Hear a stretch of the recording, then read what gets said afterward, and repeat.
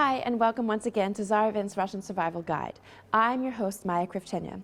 I would like to present you with a little bit of additional information about the e-visa. Since the 1st of October, it has been available to receive an e-visa to come from St. Petersburg from several countries around the world. However, there have been a few problems with this visa. However, I would like to bring your attention to the proper process for filling out this visa.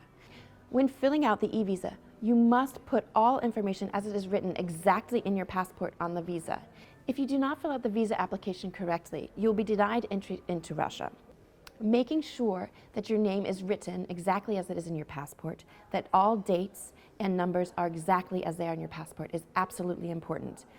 Not doing so could deny you entry into Russia or even not allow you to board your plane. So please be careful when filling out the application for your e-visa. We hope to see you here soon in St. Petersburg.